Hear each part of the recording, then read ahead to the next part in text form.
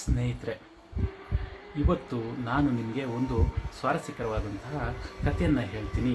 ದಯವಿಟ್ಟು ವಿಡಿಯೋನ ಸ್ಕಿಪ್ ಮಾಡದೆ ಕೊನೆ ತನಕ ನೋಡಿ. ಕಾರಣ ಇಷ್ಟೇ, ನೀವು ಮಧ್ಯೆ ಸ್ಕಿಪ್ ಮಾಡಿದ್ರೆ ಕಥೆ ನಿಮಗೆ ಲಿಂಕ್ ಕಿತ್ತೋಗುತ್ತೆ. ಮೊದಲಿನಿಂದ ಕೊನೆ ತನಕ ಕಥೆಯನ್ನು ಪೂರ್ತಿಯಾಗಿ ಕೇಳಿದ್ರೆ ನಿಮಗೆ ಕಥೆಯು ಅರ್ಥ ಆಗುತ್ತೆ. ಇಲ್ಲದಿದ್ದರೆ ಕತೆ ಸಂಪೂರ್ಣವಾಗಿ ಅರ್ಥ ಆಗಲ್ಲ, ಅರ್ಧಂಬರ್ಧ ಅರ್ಥ ಮಾಡ್ಕೊತೀರ. ಸೊ ಬನ್ನಿ ಕತೆ ಸ್ಟಾರ್ಟ್ ಮಾಡೋಣ. ಸುಮಾರು 800 ವರ್ಷಗಳ ಹಿಂದೆ ನಮ್ಮ ಕರ್ನಾಟಕದ ದಟ್ಟ ಅರಣ್ಯ ಪ್ರದೇಶದ ನಡುವೆ ಒಂದು ಸಣ್ಣ ಹಳ್ಳಿ ಇತ್ತು. ಆ ಒಂದು ಅರಣ್ಯ ಪ್ರದೇಶ ಯಾವ ರೀತಿ ಇತ್ತಂದರೆ, ಭೌಗೋಳಿಕವಾಗಿ ವರ್ಷದ 6 ತಿಂಗಳುಗಳ ಕಾಲ ಯಾವಾಗ ಬೇಕಾದರೂ ಆವಾಗ ಮಳೆ ಸುರಿಯುವಂಥ ಒಂದು ಅರಣ್ಯ ಪ್ರದೇಶವಾಗಿತ್ತು. ಆ ಒಂದು ಅರಣ್ಯ ಪ್ರದೇಶದ ನಡುವೆ ಆ ಕಿರಿದಾದಂತಹ ಆ ಕಣಿವೆಗಳ ಮಧ್ಯೆ ಒಂದು ಸಣ್ಣ ನದಿ ಕೂಡ ಹರಿತಾ ಇತ್ತು. ಆ ನದಿ ಸಾಗಿದ ದಿಕ್ಕಿನಲ್ಲಿ ಒಂದು ಹಳ್ಳಿ ಕೂಡ ಇತ್ತು. ಆ ಹಳ್ಳಿಯ ಹೆಸರೇ ವೀರಗಲ್ಲು ಎಂಬ ಹಳ್ಳಿ. ಈ ವೀರಗಲ್ಲು ಎಂಬ ಹಳ್ಳಿ 800 ವರ್ಷಗಳ ಹಿಂದೆ ಹೇಗಿತ್ತಪ್ಪ ಅಂತ ಅಂದರೆ, ಆ ಒಂದು ಹಳ್ಳಿನಲ್ಲಿ ಇದ್ದಂತಹ 4-5 ಮನೆಗಳು ಅಷ್ಟೇ. ಜೊತೆಗೆ ಆ ಊರಿನಲ್ಲಿ ಇದ್ದಂತಹ ಒಂದು ಗೌಡರ ಕುಟುಂಬ. ಇದು ಬಿಟ್ಟರೆ ಆ ಊರಿನಲ್ಲಿ ಹೆಚ್ಚು ಮನೆಗಳು ಕೂಡ ಇರಲಿಲ್ಲ. ಕಾರಣ ಅದೆಲ್ಲ ಅರಣ್ಯ ಪ್ರದೇಶ, ದಟ್ಟವಾದ ಕಾಡು ಹಾಗೂ ಇಳಿಜಾರುಗಳು ಇದೆಲ್ಲ ಇರೋದ್ರಿಂದ ಅಲ್ಲಿ ಸಮತಟ್ಟಾದಂಥ ಜಾಗ ಇರ್ತಿರಲಿಲ್ಲ. ಆದ್ದರಿಂದ ಆ ಒಂದು ಜಾಗಗಳಲ್ಲಿ ಅತಿ ಹೆಚ್ಚು ಜನರು ಜೀವನ ಮಾಡ್ತಿರಲಿಲ್ಲ. ಸೊ ಆ ಒಂದು ಪ್ರದೇಶಕ್ಕೆ ಹೊಂದಿಕೊಂಡಂತಹ ಜನರು ಮಾತ್ರ ಅಲ್ಲಿ ಜೀವನ ಮಾಡ್ತಾಯಿದ್ರು, ಜೀವನವನ್ನು ಕಟ್ಕೊಂಡಿದ್ರು. ಈ ಒಂದು ಹಳ್ಳಿಯಲ್ಲಿದ್ದಂತಹ 4-5 ಮನೆಗಳ ಪೈಕಿ ನಮ್ಮ ಗೌಡರ ಕುಟುಂಬದ ಮನೆತನವೂ ಕೂಡ ಅಲ್ಲೇ ಇತ್ತು. ನಮ್ಮ ಗೌಡರ ತಲೆಮಾರಿನ ಮೊದಲನೇ ಪುರುಷ ಮಹಾದೇವ ಗೌಡ ಎಂಬ ವ್ಯಕ್ತಿ ಆ ಒಂದು ಹಳ್ಳಿಯನ್ನು ಸ್ಥಾಪನೆ ಮಾಡಿದ್ದ. ಮಹಾದೇವ ಗೌಡ ಎಂಬ ವ್ಯಕ್ತಿಯ ಆ ಒಂದು ಹಳ್ಳಿಯಲ್ಲಿ 4-5 ಮನೆಗಳು ಬಿಟ್ಟರೆ ಬೇರೆ ಏನೂ ಇರಲಿಲ್ಲ. ಜೊತೆಗೆ ಒಂದು ಸಣ್ಣ ಪುಟ್ಟವಾದಂತಹ ಜಲಪಾತಗಳು ಹಾಗೂ ನದಿಯ ಹರಿಯುವಿಕೆಯೂ ಕೂಡ ಇತ್ತು. ಒಂದು ದಿನ ರಾತ್ರಿ ಮಹಾದೇವಗೌಡ ತಾನು ಮಲಗಿ ನಿದ್ರಿಸುತ್ತಿರುವಾಗ ತನ್ನ ಕನಸಿನಲ್ಲಿ ದೇವ ಮಹಾದೇವ ಪ್ರತ್ಯಕ್ಷ ಆಗ್ತಾರೆ. ಪ್ರತ್ಯಕ್ಷ ಆಗಿ, ಈ ಹಳ್ಳಿಯಲ್ಲಿ ನನಗಾಗಿ ಒಂದು ಶಿವಾಲಯವನ್ನು ಕಟ್ಟಿಸು ಹಾಗೂ ನನ್ನ ಶಿವಲಿಂಗವನ್ನು ಪ್ರತಿಷ್ಠಾಪನೆ ಮಾಡಿ ಪೂಜೆ ಮಾಡುವಂತ ಕೇಳ್ಕೊತಾರಂತೆ. ಸೊ ಮರುದಿನ ಬೆಳಿಗ್ಗೆ ಮಹಾದೇವಗೌಡ ಎದ್ದು ತನಗೆ ನಿನ್ನೆ ರಾತ್ರಿ ಬಿದ್ದಂತಹ ಕನಸಿನ ಬಗ್ಗೆ ತನ್ನ ಹೆಂಡತಿ ಹಾಗೂ ಮಗನಾದಂತಹ ದೇವಗೌಡನ ಜೊತೆ ಹೇಳ್ಕೊಳ್ತಾನೆ. ಸೊ ಹೇಳ್ಕೊಂಡ ತಕ್ಷಣ ಮರುದಿನವೇ ಶಿವಾಲಯದ ಕೆಲಸನ ಪ್ರಾರಂಭ ಮಾಡ್ತಾನೆ. ಕಾರಣ ತನಗೆ ಬಿದ್ದಂತಹ ಕನಸನ್ನು ತಾನು ಬಲವಾಗಿ ನಂಬಿರ್ತಾನೆ. 1 ತಿಂಗಳ ಒಳಗೆ ದೇವಾಲಯದ ಕಟ್ಟಡ ಕೂಡ ನಿರ್ಮಾಣವಾಗ್ತದೆ. ಶಿವಲಿಂಗದ ಕೆತ್ತನೆಯೂ ಕೂಡ ಕಂಪ್ಲೀಟ್ ಆಗಿ ಶಿವಲಿಂಗದ ಪ್ರತಿಷ್ಠಾಪನೆಯೂ ಕೂಡ ಆಗುತ್ತೆ. ಅಂದಿನಿಂದ ಆ ಒಂದು ಶಿವಾಲಯವನ್ನು ತನ್ನ ಕುಟುಂಬದವರೇ ನೋಡಿಕೊಂಡು ಬೆಳೆಸಿಕೊಂಡು ಬಂದಿರ್ತಾರೆ. 800 ವರ್ಷಗಳ ನಂತರ, ಅಂದರೆ ಇಂದಿನ ಪ್ರಸ್ತುತ ವರ್ಷದಲ್ಲಿ ಅಂತಾದರೆ ಇವತ್ತಿನ ಅವಧಿಯಲ್ಲಿ ಆ ಒಂದು ದೇವಸ್ಥಾನವು ತುಂಬ ಅಭಿವೃದ್ಧಿಯನ್ನು ಕಂಡಿರುತ್ತದೆ. ತಲೆಮಾರಿನಿಂದ ತಲೆಮಾರಿಗೆ ದೇವಾಲಯವನ್ನು, ಆಡಳಿತವನ್ನು ನೋಡಿಕೊಂಡು ಬಂದಂಥವರು ಅದೇ ಮಹಾದೇವಗೌಡರ ಕುಟುಂಬದವರು. ಪ್ರಸ್ತುತ ಆ ಒಂದು ದೇವಾಲಯದ ಆಡಳಿತವನ್ನು ನೋಡಿಕೊಳ್ತಾ ಇರುವಂಥದ್ದು ವೀರಸಿಂಹ ಗೌಡ ಎಂಬ ವ್ಯಕ್ತಿ. ಈ ವೀರಸಿಂಹ ಗೌಡ ಎಂಬ ವ್ಯಕ್ತಿ ಎಷ್ಟು ಕರುಣಾಮಯಿ, ಎಷ್ಟು ಸಜ್ಜನ ವ್ಯಕ್ತಿ ಅಂತ ಅಂದರೆ, ಪ್ರತಿಯೊಬ್ಬ ವ್ಯಕ್ತಿಯನ್ನು ಕೂಡ ಪ್ರೀತಿಯಿಂದ ಮಾತನಾಡಿಸಿ ಅವರಿಗೆ ಹಸಿದವರಿಗೆ ಅನ್ನವನ್ನು ಕೊಟ್ಟು ಕಳುಹಿಸುವಂತಹ ತುಂಬ ಅದ್ಭುತ ಮನಸ್ಸುಳ್ಳುವಂತಹ ವ್ಯಕ್ತಿ ತಾನಾಗಿರ್ತಾನೆ. ಈತನ ವ್ಯಕ್ತಿತ್ವದಿಂದಲೇ ಆ ಇಡೀ ಕ್ಷೇತ್ರ, ಆ ಒಂದು ವೀರಗಲ್ಲು ಎಂಬ ಊರು ತನ್ನ ಹೆಸರನ್ನೇ ಬದಲಾಯಿಸಿಕೊಳ್ಳುತ್ತೆ. ಬದಲಾಗಿ ಅದರ ಹೆಸರು ಶಿವಕ್ಷೇತ್ರ ಎಂಬ ಹೆಸರಿನಿಂದ ಕರೆಯಲ್ಪಡುತ್ತೆ. ಆ ಒಂದು ಶಿವಾಲಯವು ಇಂದು ಬೃಹತ್ತಾಗಿ ಬೆಳೆದು ಅನೇಕ ಜನರಿಗೆ ದಾರಿದೀಪ ಕೂಡ ಆಗಿರುತ್ತೆ. ಪ್ರತಿದಿನ ಲಕ್ಷಾಂತರ ಭಕ್ತಾದಿಗಳು ಕೂಡ ಬರಲಿಕ್ಕೆ ಶುರು ಮಾಡ್ತಾರೆ.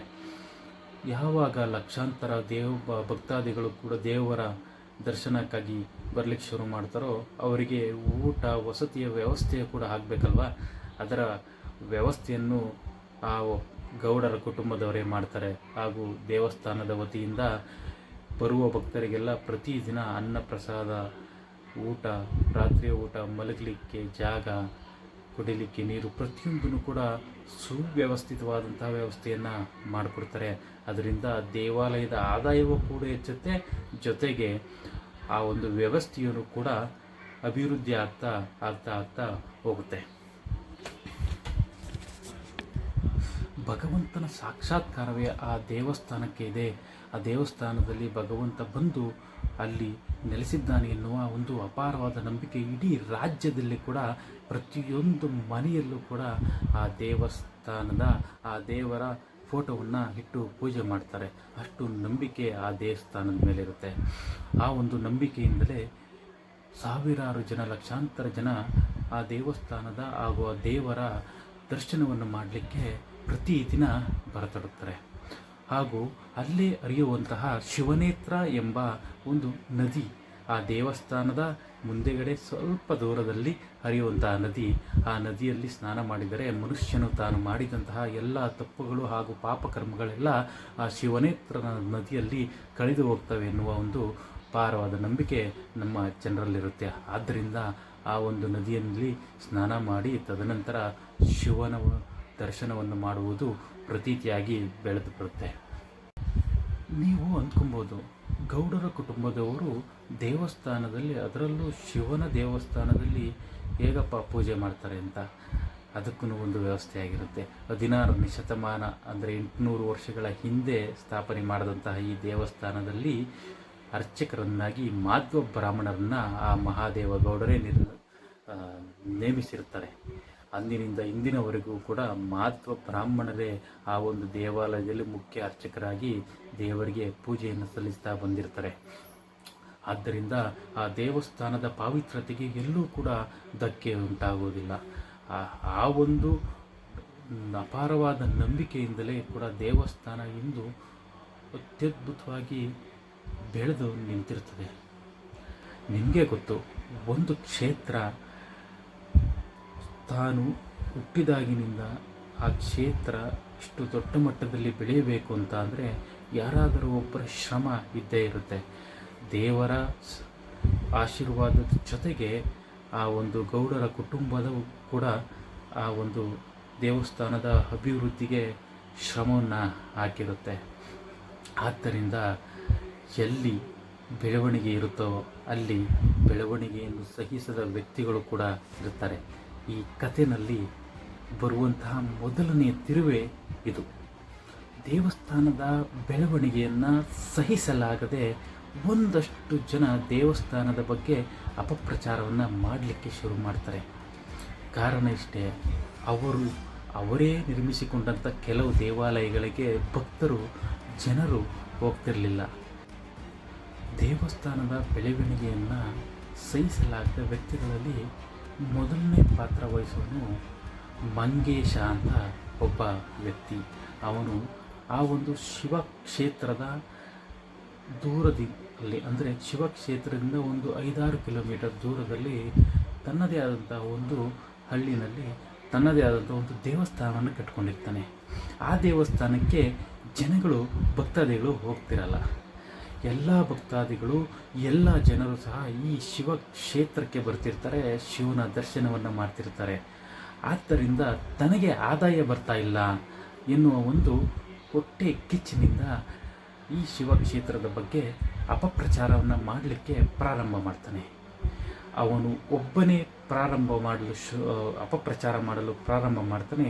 ಜೊತೆಗೆ ಒಬ್ಬನೇ ಸಾಕಾಗಲ್ಲ ಎಂದು ಯಾರು ಆ ಒಂದು ಕ್ಷೇತ್ರದ ವಿರುದ್ಧವಾಗಿ ಇರ್ತಾರೋ ಅವರನ್ನೆಲ್ಲ ತನ್ನ ಜೊತೆಗೆ ಸೇರಿಸ್ಕೊಳ್ತಾ ಹೋಗ್ತಾನೆ. ಹೀಗೆ ಅವನ ಜೊತೆ ತದನಂತರ ಬಂದ ಮತ್ತೊಬ್ಬ ವ್ಯಕ್ತಿ ಮುಟ್ಟಾಳ ಅಂತ. ಅವನ ಹೆಸರು ಮುಟ್ಟಾಳ ಅಂತ. ಈ ಮುಟ್ಟಾಳ ಹಾಗೂ ಮಂಗೇಶಣ್ಣ ಇಬ್ಬರೂ ಸಹ ಆ ಒಂದು ಶಿವ ಕ್ಷೇತ್ರವನ್ನು ಅಪಪ್ರಚಾರ ಮಾಡಬೇಕು, ಅಪವಿತ್ರ ಮಾಡಬೇಕು ಅಂತ ಪ್ರತಿದಿನ ಕೂಡ ಒಂದೊಂದು ಅಪಪ್ರಚಾರಗಳನ್ನು ಎಸಗ್ತಾನೆ ಇರ್ತಾರೆ, ಕೆಟ್ಟ ಕೆಲಸಗಳನ್ನ ಮಾಡ್ತಾನೆ ಇರ್ತಾರೆ. ಆದರೆ ಭಕ್ತಾದಿಗಳಿಗೆ ಇದು ಯಾವುದೂ ಕೂಡ ಬೇಕಾಗಿರಲ್ಲ. ಏಕೆಂದರೆ ಬಲವಾಗಿ ನಂಬಿರುವಂತಹ ದೈವ ಅದು. ಆ ಒಂದು ದೇವಸ್ಥಾನವನ್ನು ನಮ್ಮ ಭಕ್ತಾದಿಗಳು ಎಷ್ಟು ಭಕ್ತಿಯಿಂದ ನಂಬಿರ್ತಾರೆ ಅಂತ ಅಂದರೆ, ಈ ಇಬ್ಬರು ವ್ಯಕ್ತಿಗಳು ಎಷ್ಟು ಅಪಪ್ರಚಾರ ಮಾಡಿದ್ರೂ ಕೂಡ ನಮ್ಮ ಜನರು ದೇವಸ್ಥಾನವನ್ನು, ದೇವರನ್ನು ಹಾಗೂ ಆ ಒಂದು ಆಡಳಿತವನ್ನು ಮಾಡ್ತಿದ್ದಂತಹ ಆ ಗೌಡರ ಕುಟುಂಬವನ್ನು ಬಿಟ್ಕೊಡಲ್ಲ. ಇದೆಲ್ಲ ನಡೀತಿರ್ಬೇಕಾದ್ರೆ ಒಂದು ಕೆಟ್ಟ ಘಟನೆ ಆ ಒಂದು ಶಿವಕ್ಷೇತ್ರದ ಸರಹದ್ದಿನಲ್ಲಿ ನಡೆದೋಗುತ್ತೆ. ಆ ಒಂದು ಕೆಟ್ಟ ಘಟನೆ ಏನಪ್ಪ ಅಂತ ಅಂದರೆ, ಆ ಒಂದು ಶಿವಕ್ಷೇತ್ರದಿಂದ ಸ್ವಲ್ಪವೇ ದೂರ 1-2 ಕಿಲೋಮೀಟರ್ ಕಾಡಿನ ಒಳಗಡೆ ಇರುವಂಥ ಒಂದು ಸಣ್ಣ ಹಳ್ಳಿ, ಒಂದು 4-5 ಮನೆಗಳಿರುವಂತಹ ಈ ಪಾರದ ಎಂಬ ಹಳ್ಳಿಯಲ್ಲಿ ಒಬ್ಬ ಹೆಣ್ಣು ಮಗಳಿರ್ತಾಳೆ. ಹೆಣ್ಣು ಮಗಳು ತಾನು ಓದಿ ಕೆಲಸಕ್ಕೆ ಸೇರಿಕೊಂಡು ನಗರಕ್ಕೆ ಹೋಗ್ತಿರ್ತಾಳೆ. ನಗರದಲ್ಲಿ ಕೆಲಸಕ್ಕೆ ಬೆಳಗ್ಗೆ ಹೋದರೆ ಸಂಜೆ 5-6 ಗಂಟೆ ಮತ್ತೆ ವಾಪಸ್ ಬರ್ತಿರ್ತಾಳೆ. ಅದೊಂದು ಅರಣ್ಯ ಪ್ರದೇಶವಾದ್ದರಿಂದ ಬೆಳಗ್ಗೆಯಿಂದ ಸಂಜೆ ತನಕ ವಾಹನಗಳು ಅಂದರೆ ಸಾರಿಗೆ ಸಂಪರ್ಕಗಳು ಕಡಿಮೆ ಇತ್ತು. ಬೆಳಿಗ್ಗೆ ಬಸ್ ಬಂದರೆ ಮಧ್ಯಾಹ್ನ ಒಂದು ಬಸ್ ಬರ್ತಿತ್ತು, ಅದು ಬಿಟ್ಟರೆ ಸಂಜೆ ಒಂದು ಬಸ್ ಬರ್ತಿತ್ತು.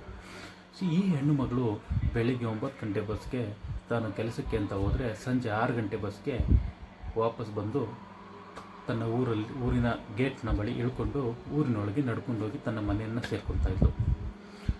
ಈ ಹೆಣ್ಣು ಮಗಳು ಒಂದು ದಿನ ತಾನು ಕೆಲಸವನ್ನು ಮುಗಿಸಿ ಬಂದು ಆ ಒಂದು ಪಾರದ ಎಂಬ ಊರಿನ ಗೇಟ್ನ ಬಳಿ ಇಳಿದು ತಾನು ತನ್ನ ಮನೆಯ ಕಡೆ ನಡ್ಕೊಂಡು ಹೋಗ್ತಿರ್ಬೇಕಾದ್ರೆ ಆ ಹುಡುಗಿ ಕಾಣೆ ಆಗ್ತಾಳೆ. ಆ ಹುಡುಗಿ ಕಾಣೆ ಆದಮೇಲೆ ಏನಾಗುತ್ತೆ, ಆ ಹುಡುಗಿಯ ಪರಿಸ್ಥಿತಿ ಏನಾಗುತ್ತೆ, ಇದೆಲ್ಲದ ಪ್ರತಿಯೊಂದನ್ನು ಕೂಡ ನಾನು ನಿಮಗೆ ಮುಂದಿನ ಎಪಿಸೋಡ್ನಲ್ಲಿ ತಿಳಿಸ್ಕೊಡ್ತೀನಿ. ದಯವಿಟ್ಟು ನನ್ನ ಚಾನಲ್ನ ಸಬ್ಸ್ಕ್ರೈಬ್ ಮಾಡಿ ಹಾಗೂ ವಿಡಿಯೋನ ನಿಮಗೆ ಎಷ್ಟಾಗುತ್ತೋ ಅಷ್ಟು ಬೇರೆಯವರಿಗೆ ತಲುಪಿಸಿ ಶೇರ್ ಮಾಡಿ. ಧನ್ಯವಾದ. ಜೈ ಹಿಂದ್, ಜೈ ಕರ್ನಾಟಕ ಮಾತೆ, ಜೈ ಶ್ರೀರಾಮ.